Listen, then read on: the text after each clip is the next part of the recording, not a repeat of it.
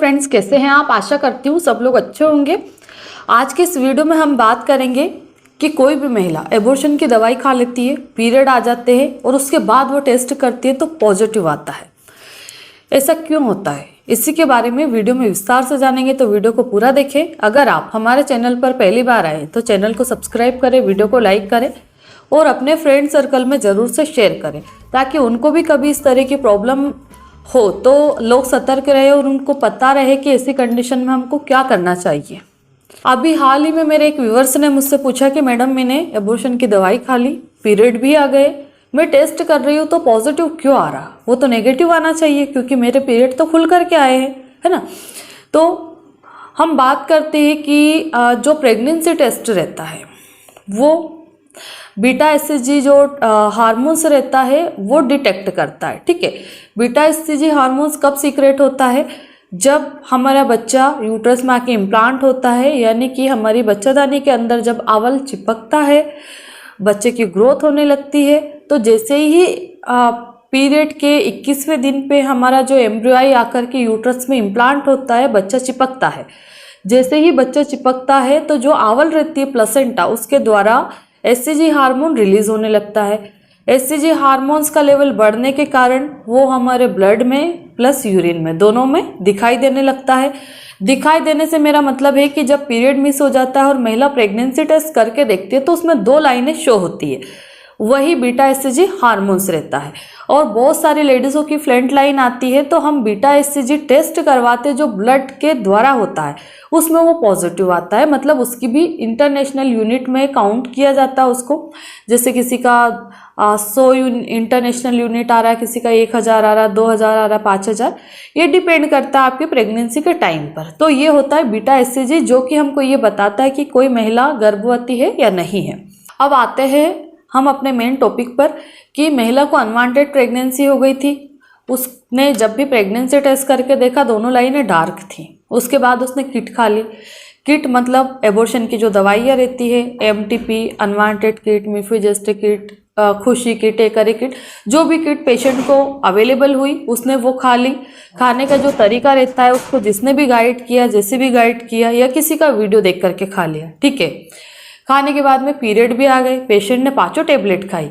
पर पीरियड आने के बाद में जैसे ही पीरियड बंद हुआ, महिला ने प्रेगनेंसी टेस्ट करके देख लिया तो वो टेस्ट पॉजिटिव आता है। क्यों आता है? पेशेंट का सवाल यही तो आता है कि हमारा तो ब्लीडिंग भी हो गया और 2 दिन बाद जैसे पीरियड बंद हुआ, हमने 2 दिन बाद टेस्ट किया तो हमारा क्लियर पॉजिटिव आ रहा अभी भी। मतलब इसका मतलब कि मैं अभी भी प्रेग्नेंट हूँ, क्या करूँ मैं? अब आगे मुझे समझ में नहीं आ रहा।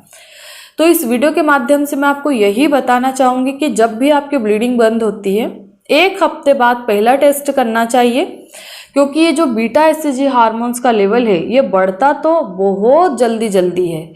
जैसे आज 1000 आया, कल करवाएंगे तो हम 2000 2500 पे पहुँच जाएगा, उसके बाद दूसरे दिन करवाएंगे तो वो और डबल हो जाएगा। मतलब ये बहुत फास्ट ग्रोथ करता है। तो पेशेंट का मन में यही डाउट रहता है कि मेरी ब्लीडिंग भी हो गई तो क्या मैं अभी भी प्रेग्नेंट हूँ? क्या बच्चा अंदर ही तो नहीं रह गया? हमारे जो एम्ब्रियो आई है वो कहीं अंदर तो नहीं रह गया? जो ब्लीडिंग हुई वो आसपास की तो नहीं हो गई है? तो आपको सबसे पहले जब भी आपकी ब्लीडिंग होती है, क्योंकि एबॉर्शन केसेस में जैसे कि मैं देखती हूँ नॉर्मली 8 से 10 दिन तक ब्लीडिंग होती ही होती है। जब भी आपका 8-10 दिन ब्लीडिंग हो जाए उसके बाद में आपको 1 हफ्ते बाद प्रेगनेंसी टेस्ट करना चाहिए पहला। तो उसमें 1 लाइन तो डार्क, दूसरी लाइट, यानी कि जब आपने पहली बार टेस्ट किया था उसमें और ब्लीडिंग बंद होने के 7 दिन बाद आप टेस्ट करेंगे उसमें, दोनों में 50% का अंतर आ जाएगा। अगर आपका 50% का अंतर नहीं आता है तो उस कंडीशन में क्या करना है वो भी मैं इसी वीडियो में बताऊंगी, तो वीडियो आपको कंटिन्यू देखना है, स्किप नहीं करना है। तो अगर आप 7 दिन बात करते हो उसमें 1 लाइन तो डार्क, दूसरी लाइट आ गई, तो फिर आपको क्या करना है? माथा पकड़ के नहीं बैठना है, टेंशन में नहीं आना है। यह आपके लिए अच्छा सिग्नल है कि बीटा एससीजी हार्मोन्स का लेवल धीरे धीरे डाउन पड़ रहा है। तो ऐसी कंडीशन में आप 10 दिन के बाद अगेन, जैसे आपने 7 दिन बाद टेस्ट किया उसके 10 दिन बाद फिर से आपको नया टेस्ट करना है मॉर्निंग का। ठीक है, तो आपका टेस्ट नेगेटिव आएगा।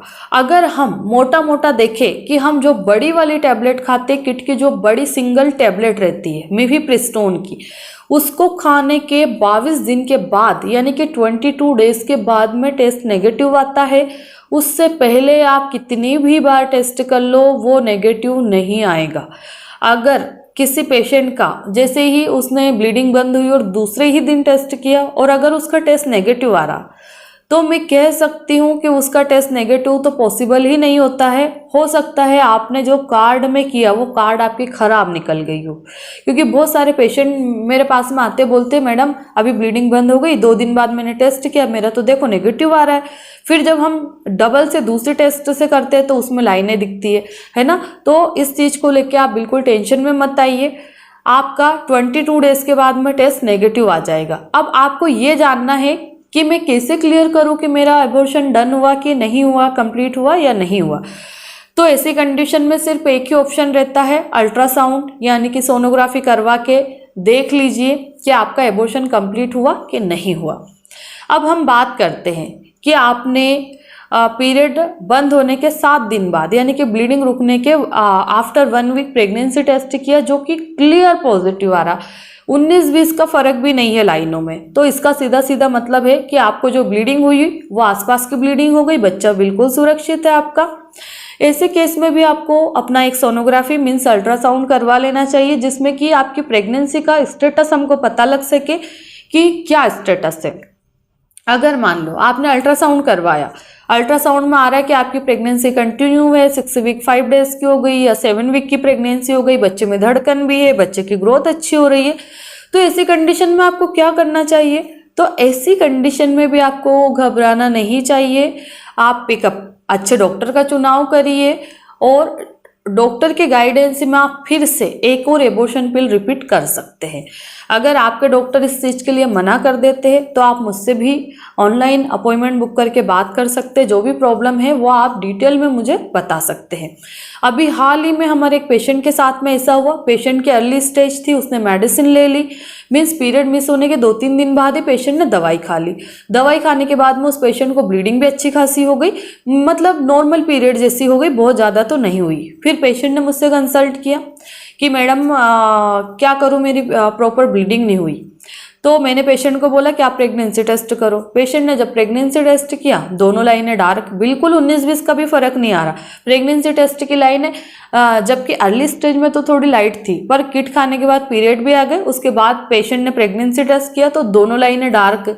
अब पेशेंट ने मुझे फिर से बताया कि मैडम मेरा तो टेस्ट बिल्कुल पॉजिटिव आ रहा, मैंने खुद ने देखा उसका टेस्ट कि हाँ यार ये तो बिल्कुल पॉजिटिव है, अभी अपन क्या करें। मैंने पेशेंट को बोला ठीक है घबराओ मत, आप अपना एक अल्ट्रासाउंड करवाओ। जब पेशेंट ने सोनोग्राफी करवाया, सोनोग्राफी में आया कि 6 वीक एंड 5 डेज की प्रेगनेंसी है, बच्चे की ग्रोथ अच्छी हो रही, धड़कन भी आ रही, बच्चे में कोई प्रॉब्लम नहीं हुई। पेशेंट तो बिल्कुल डर गई, मैडम इतनी ब्लीडिंग हो गई, बच्चे पे कोई फर्क नहीं पड़ा, अभी क्या करें।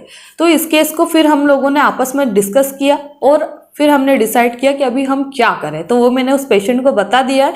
अगर आपके साथ भी इस तरह की प्रॉब्लम होती है तो आप बीच में घबराइए नहीं, डरिए नहीं, एक अच्छे डॉक्टर का चुनाव करिए और फिर डॉक्टर जो भी आपको एडवाइस दे, फिर से मेडिसिन रिपीट कर सकते हो या फिर आप डीएनसी करवा सकते हो, पर इस प्रेगनेंसी को हम कंटिन्यू नहीं कर सकते।